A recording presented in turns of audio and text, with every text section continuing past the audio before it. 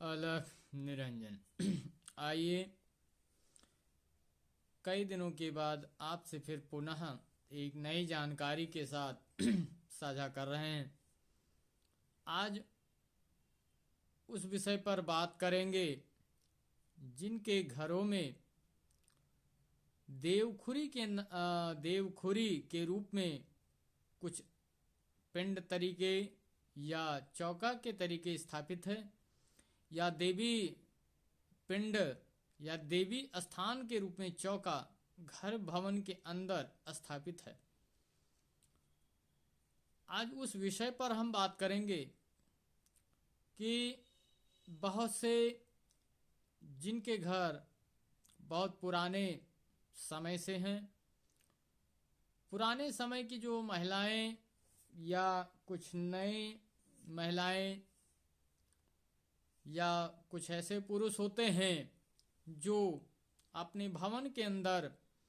देवखुरी या देव स्थान या देवी स्थान या किसी बाबा के नाम का स्थान घर के अंदर एक कमरे में बना देते हैं। होता क्या है, देवखुरी का मतलब क्या है? देव मतलब देव स्थान जो पवित्र हो, और देवों का वास उसी भवन में होगा जिस घर में अतिशय पवित्रता हो।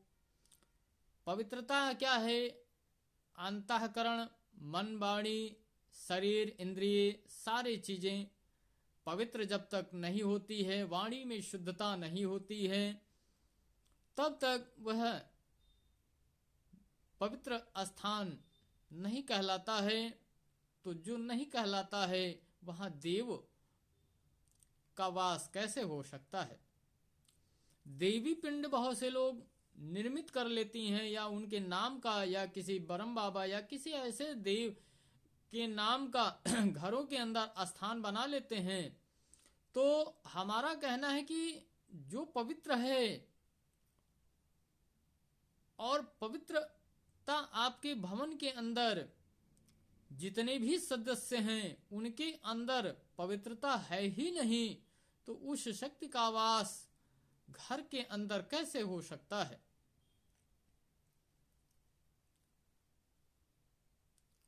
आप विचार करिएगा कि जिस घर के अंदर पवित्रता सभी सदस्यों के अंदर नहीं होती है, मानसिक, वाचिक और कर्मणा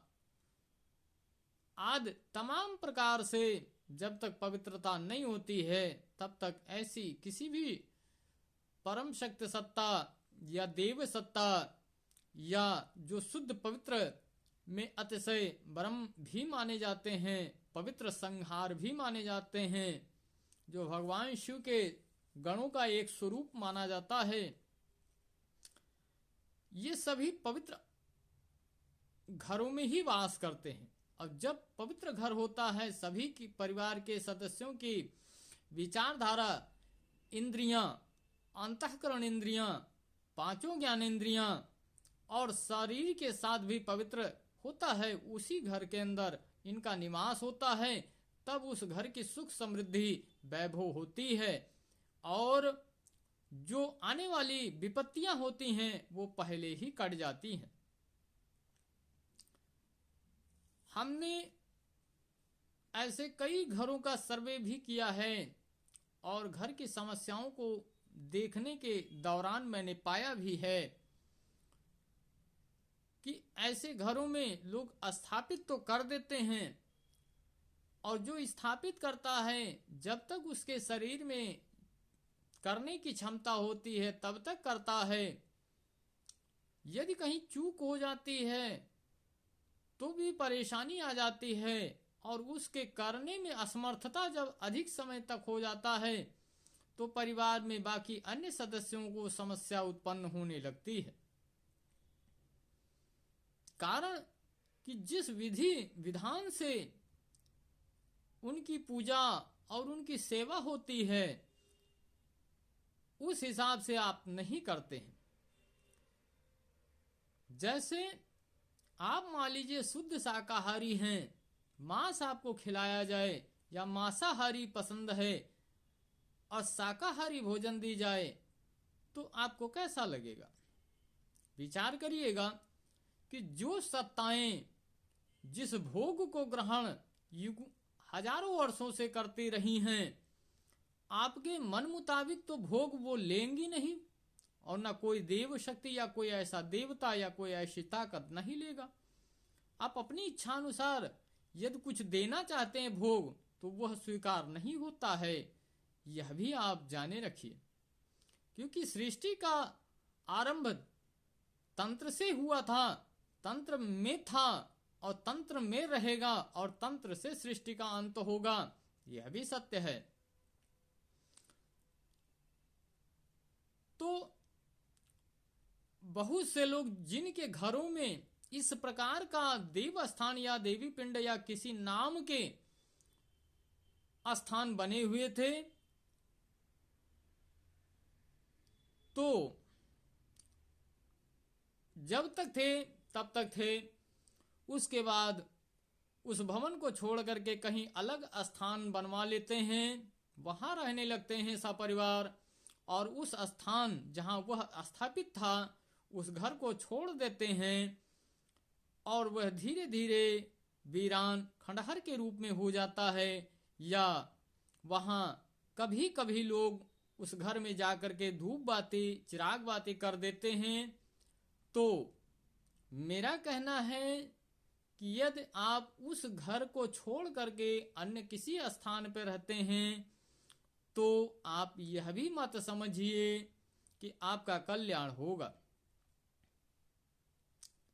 क्योंकि जिस जगह स्थान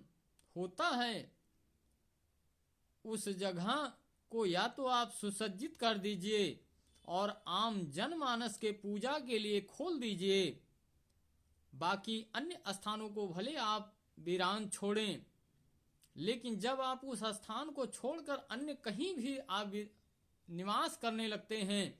तो जो आपके पूर्वजों के द्वारा जो स्थापित किया गया है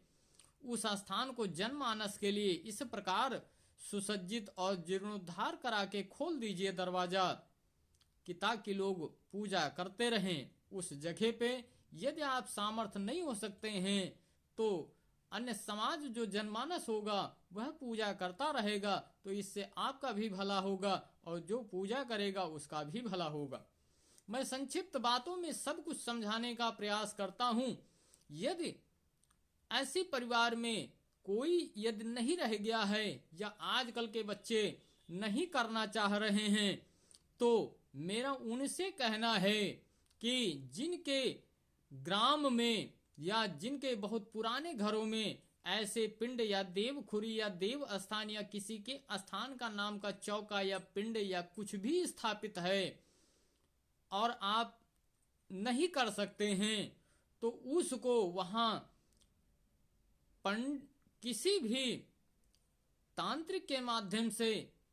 विधान से पूजा करवाने के बाद उस स्थान को वहां से निकलवा लीजिए और बट वृक्ष के नीचे कहीं ले जा करके जहां बट की पूजा होती है उसके जड़ के पास रख करके स्थापित करा के वहां पूजन कराने के बाद प्रार्थना करके वही स्थापित कर दीजिए। और आप बीच बीच में कभी कभी आप जाया करें, जब आपकी इच्छा हो आप उस स्थान पे जाकर के प्रणाम धूप बाती आदि वगैरह कर दिया करेंगे, तो निश्चित तौर पर आपके जीवन में जो विपदा है, जो परेशानी है, वह नहीं आएगी। तो हमारे इन सूक्ष्म बातों को जो अतिशय विशाल रूप में है, आप उसको समझने का प्रयास करेंगे। यदि आप हमारे बातों को समझ रहे हैं तो निश्चित तौर पर आपके जीवन में फलीभूत साबित होगा। तो आप सभी ध्यान दीजिए कि जिनके घरों में जो पुराने हो चुके हैं और नए घर में वास करते हैं या नए घर में रह रहे हैं, तो आप पिंड या देवखोरी या किसी भी इस प्रकार का स्थान बनाने की कोशिश मत करिएगा, बाहर कर लीजिएगा जरूर, लेकिन घर के अंदर मत स्थापित करिएगा। और जिनके पुराने घरों में देवखुर या देवस्थान या किसी भी शक्ति या ताकत के नाम का स्थान बना है, उसको वहां से किसी भी तांत्रिक के द्वारा, जो सिद्ध तांत्रिक हो, उसके द्वारा पूजन करवा के उस स्थान से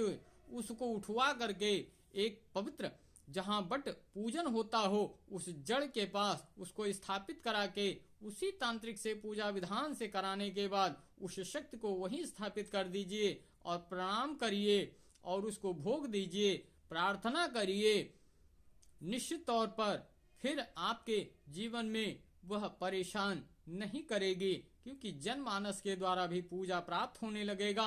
आप कभी कभी बीच बीच में जाया करेंगे, जब आपकी हृदय अंतरात्मा गवाही देगी, आपका भला होगा उस स्थान से, तो निश्चित तौर पर आप जाएंगे। तो हमारे इन सारी बातों को आप समझ गए होंगे, इसलिए पुनः आपका जीवन मंगलमय हो। इसी के साथ अंतिम शब्दों के साथ अंत में कहूंगा, अलख निरंजन विश्वकर्मा कलयुग महाराज की जय।